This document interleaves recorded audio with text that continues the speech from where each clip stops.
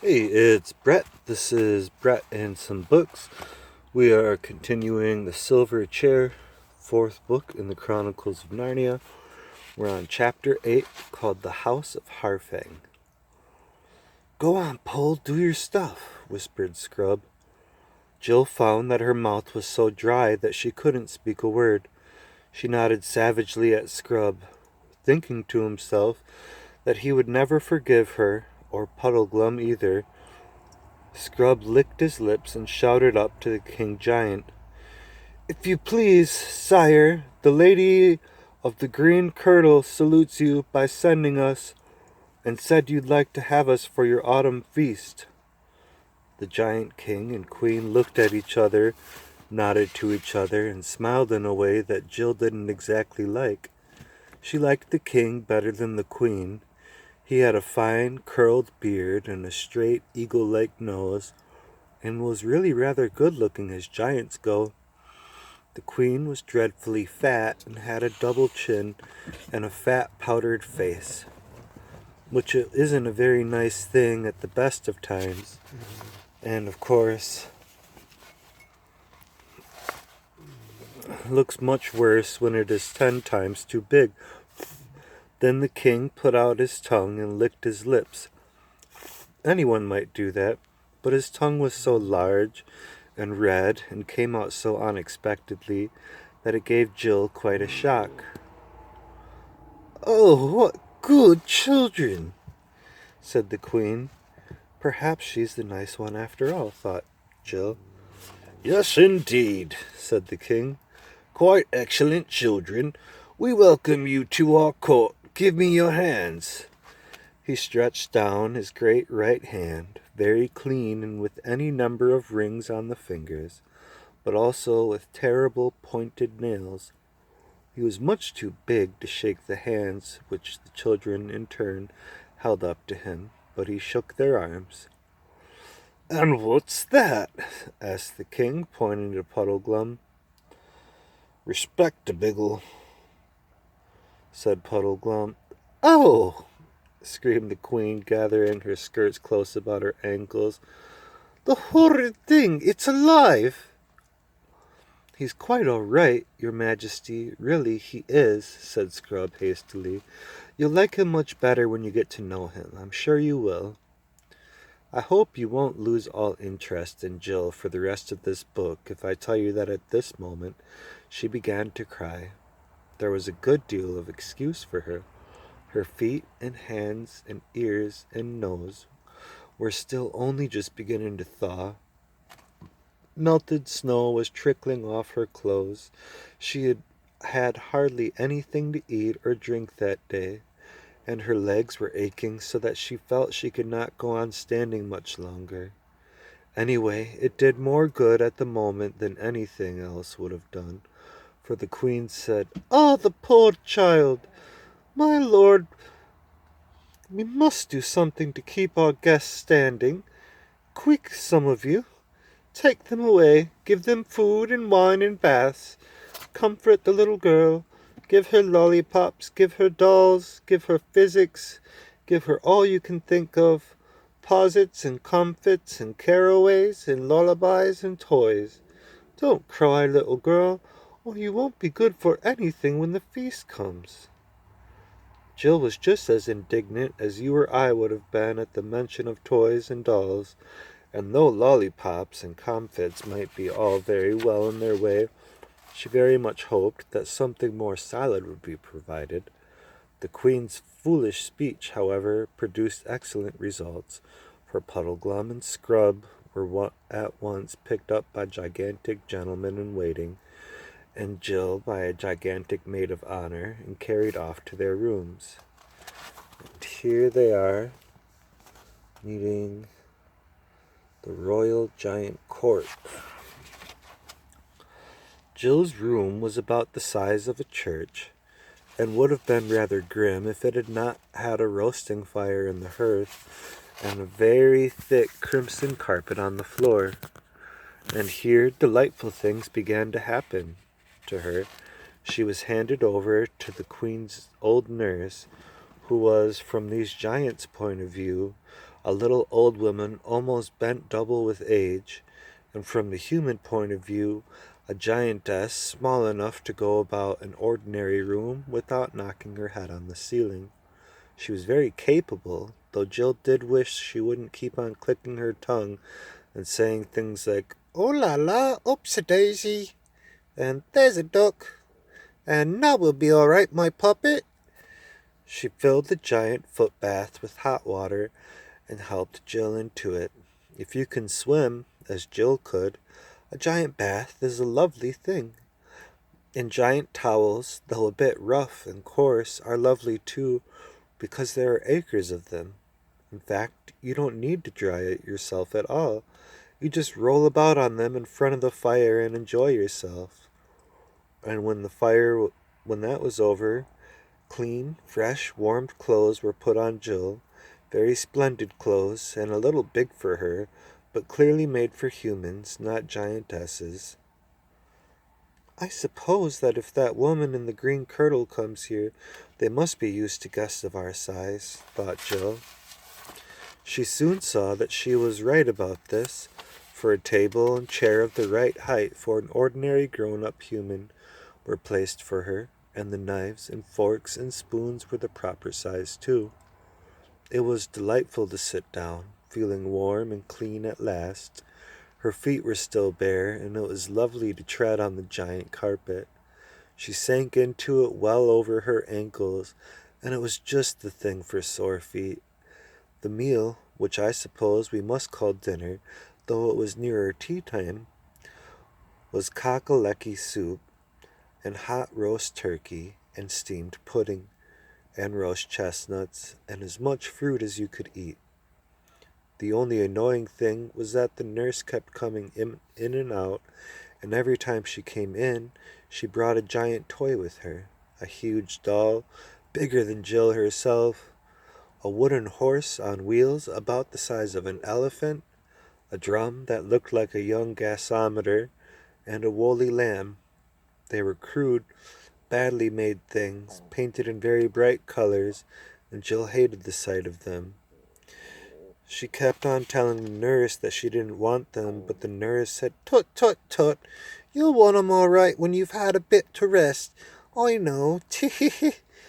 Betty boy now, and a precious puppet." The king was not, or the bed was not a giant bed, but only a big four-poster, like what you might see in an old-fashioned hotel, and very small it looked in that enormous room. She was very glad to tumble into it. "Is it still snowing, nurse?" she asked sleepily. "No, raining now, ducky," said the giantess. "Rain'll wash away all that nasty snow. Precious puppet will be able to go out and play tomorrow." And she tucked Jill up and said good night. I know nothing so disagreeable as being kissed by a giantess. Jill thought the same, but was asleep in 5 minutes. The rain fell steadily all that evening and all the night, dashing against the windows of the castle, and Jill never heard it, but slept deeply past supper time and past midnight. And then came the deadest hour of the night, and nothing stirred but mice in the house of the giants. At that hour there came to Jill a dream.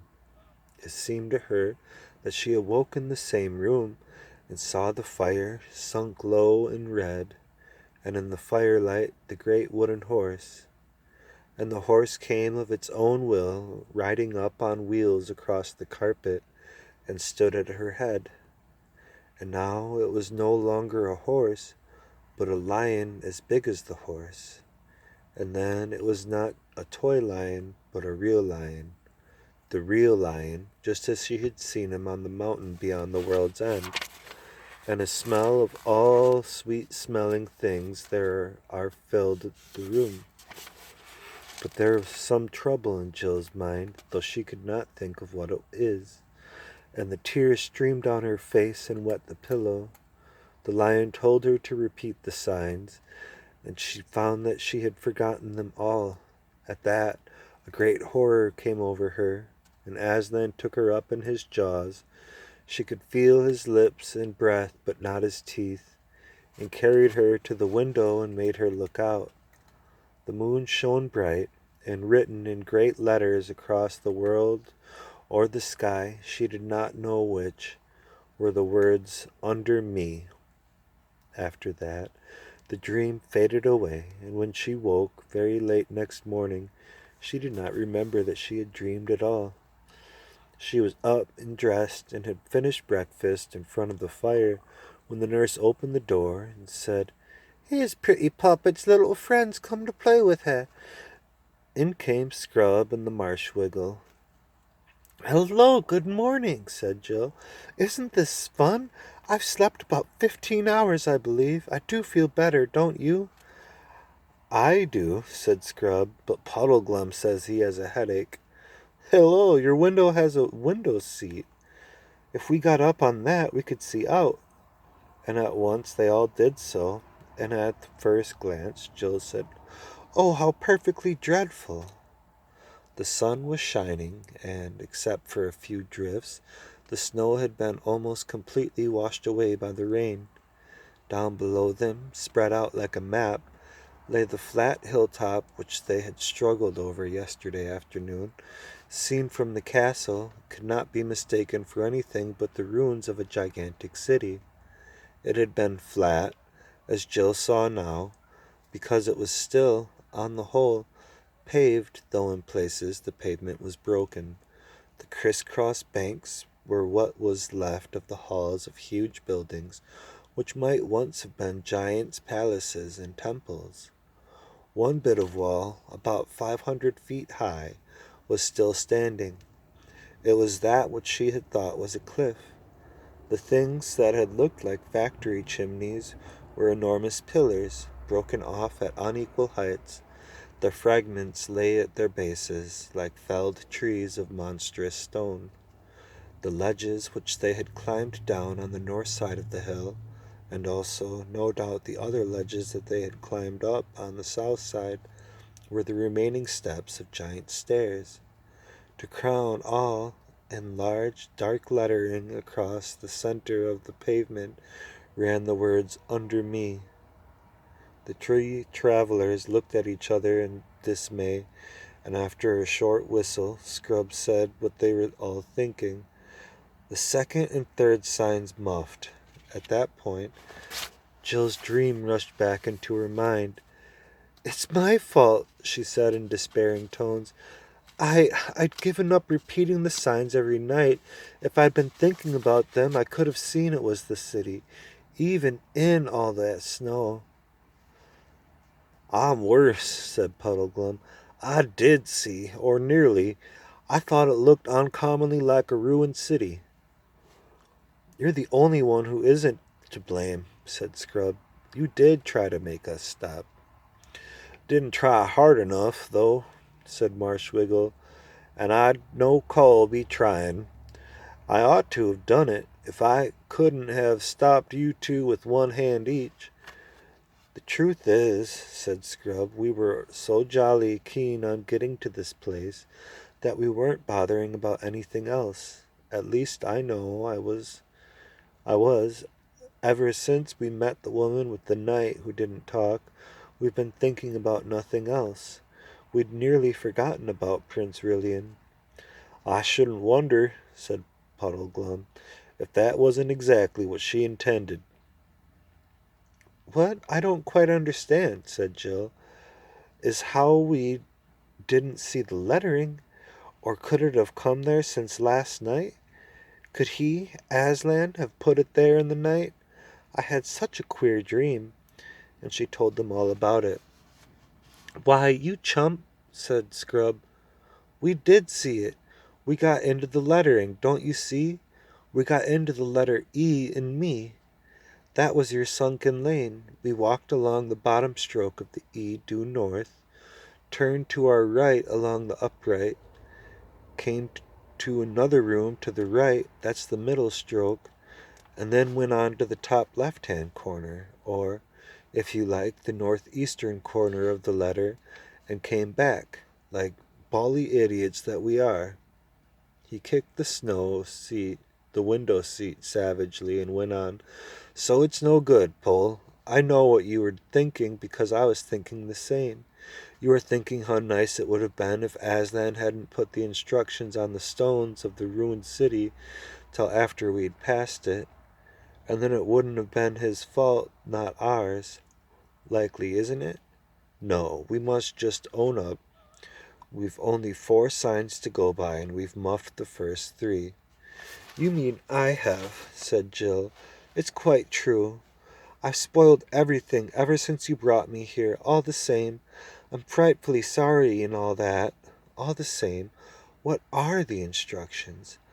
Under me doesn't make much sense. Yes, it does, though, said Puddleglum. It means we've got to look for the prince under that city. But how can we? Asked Jill. That's the question, said Puddleglum, rubbing his big, frog-like hands together. How can we now? No doubt, if we had our minds on our job when we were in the ruinous city, we'd have been shown how. Found a little door or a cave or a tunnel, met someone to help us. Might have been, you never know, Aslan himself. We've got to get down under these paving stones somehow or another. Aslan's instructions always work. There are no exceptions. But how to do it now? That's another matter. Well, we shall just have to go back, I suppose, said Jill. Easy, isn't it? Said Puddleglum. We might try opening that door to begin with. And they all looked at the door and saw that none of them could reach the handle, and that almost certainly no one could turn it if they did. Do you think they won't let us out if we ask? Said Jill, and nobody said, but everyone thought, supposing they don't. It was not a pleasant idea. Puddleglum was dead against any idea of telling the giants their real business and simply asking to be let out, and of course, the children couldn't tell without his permission because they had promised, and all 3 felt pretty sure that there would be no chance of escaping from the castle by night. Once they were in their rooms with the doors shut, they would all be prisoners till morning. They might, of course, ask to have their doors left open, but that would rouse suspicions. Our only chance, said Scrub, is to try to sneak away by daylight. Mightn't there be an hour in the afternoon when most of the giants are asleep? And if we could steal down into the kitchen, mightn't there be a back door open? It's hardly what I call a chance, said Marshwiggle, but it's all the chance we're likely to get. As a matter of fact, Scrub's plan was not quite so hopeless as you might think. If you want to think getting out of a house without being seen, the middle afternoon is in some ways a better time to try it than the middle of the night. Doors and windows are more likely to be open, and if you are caught, you can always pretend you weren't meaning to go far and had no particular plans. It's very hard to make either giants or grown-ups believe this if you're found climbing out of a bedroom window at 1 o'clock in the morning. We must put them off their guard, though, said Scrub. We must pretend we love being here and are longing for this autumn feast. That's tomorrow night, said Puddleglum. I heard one of them say so. I see, said Jill.